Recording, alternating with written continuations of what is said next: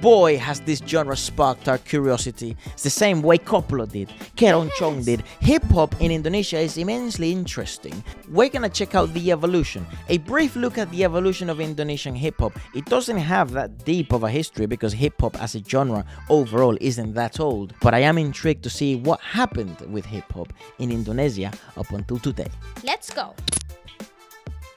Late 1980s, 95 began after the exposure to American rap through cassette tapes and MTV. Oh, wow. Iwan's Case album, Ku Ingin Kembali, became the first major rap release in 1992. This dude is like the main OG, okay? So he's the original. All right, I see.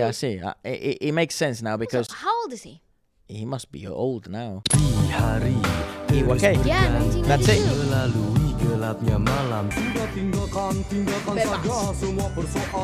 Well, he adapted so well to it. Black Skin is an insane name.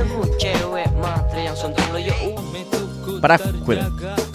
Boy's got no brain. 1995. Oh, they were sampling things. Hip-hop, in 1996 to 2003, hip-hop began to become popular in different regions of Indonesia, and local forms of hip-hop developed, mixing American beats with dangdut, Javanese rhythms, gamelan, and reggae. Let's go! Why reggae? I don't get that. But that's awesome, dude.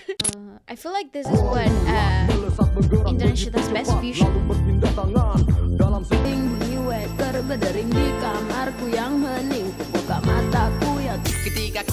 Paperclip.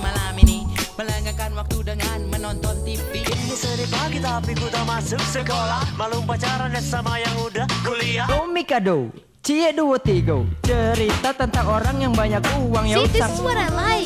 Yeah, the fusion style. R&B hip-hop. Neo. Adalah bagaimana manusia menyebut nama tuannya. Lepas darahnya dulu baru beri kesempatan untuk bertahan. Damn. Then, because of social media, from 2003 to 2013, more rappers and hip-hop artists were able to release their songs and reach wide audiences, and then a different kind of rap became popular, a much more radio-friendly rap, and then Javanese rap to then political rap, interestingly enough. So that whole decade is very different from the 98s up until 2003, and then From 2003... like the 80s until the early 2000s. Yeah, it was late 80s, early 90s where rap actually originated, and then from 2003 Shifts. to the breaks of the 2010s is really when political rap and this style of radio-friendly rap became a thing. I expect a lot of melody to come through with this era. Yeah. Come on, girls. Yeah. Fade to Black.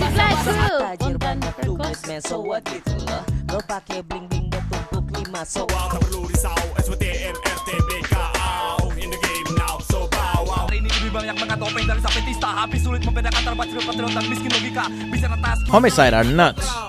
These guys are really down the line.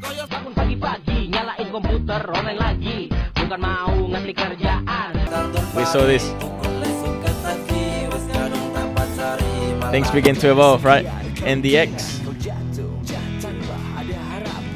But I actually love that because you have such a wide variety of styles already.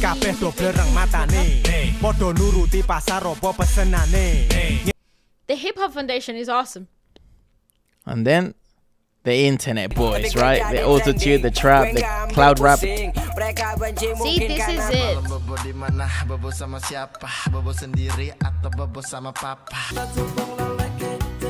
Roy Ricardo. He's cool.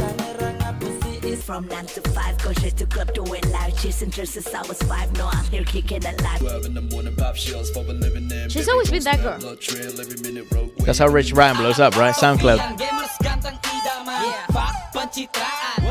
Yo, bitch on me, but you can never do nothing cause your mama raised a pussy. Every time I walk to the drop top, can't help. Welcome to my world. Please take any seat. Yeah, we checked the rap for the first time. This guy is the NDX, aka freaking cool. When I die, I'll be That's covered dope. in cashmere. When I die, I'll be covered in. Been here for days, just me and you, don't even care no matter what they say. I gotta. Then the first time I help people be bitching like kaos masih bagus, beli lagi dari butik kita, macam stok trend dia selalu kita. Assalamualaikum. That's really cool. I like that video. Things changed a ton. Also because things became more global. I think the influences really zipped and changed after the internet era. And then regional hip-hop starts to thrive. Yeah, because interestingly enough, now regional hip-hop is more popular than it's ever been before. As a matter of fact, I mean, I thought we were going to get a ton more fusion in the 90s because you had dangdut and you know, traditional elements to music were most likely more popular in the 90s and 80s because the 2000s were dominated by rock.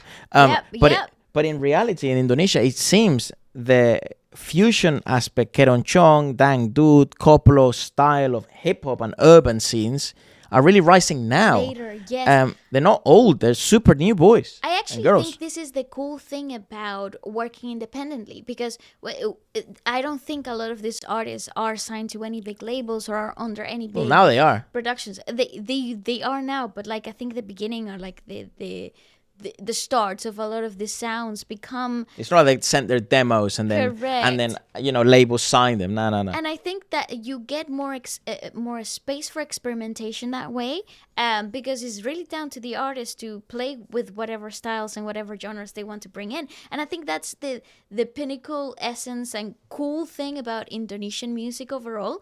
The elements of fusion. Yes. Yeah. See, like this EDM. is pop. Well, I guess this is how it is. You're not in, so That is awesome. Gue kaget, jantung gue hampir koster. Sampai jatuh HP-nya sama. Tatapan khas matanya masih. Oh yeah, this has a little rap section. Jogja Hip Hop Foundation are my thing. And they're kicking ass at the moment, a ton. And I think they're still independent. What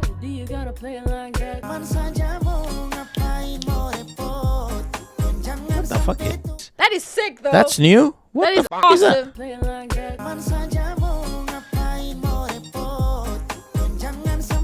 Also, the other R&B song, Delicious. Totong Karibo. What's he up to? Totong Karibo. Because obviously... Well, you have statue and Balo- Tabola Ballet, Tabola Ballet, all and of these regional Karamadu. songs. Yeah, all of these songs that they're very specific to our region. They're in like different languages even. Like, some people from like Indonesia, from different areas, they can't even understand a lot that's of this right. stuff. And I Yeah. feel like that's actually really cool because when you have the opportunity to bring brand new perspectives and styles to a whole new world, you have the opportunity to do something different. What the fuck is this? There will be an uncut version of this, so do make sure you hit the join button to get access to this type of movie song reviews. Damn, but the production. Yeah, that's This to is me the the true vibe. evolution of the urban scene in Indonesia at the moment.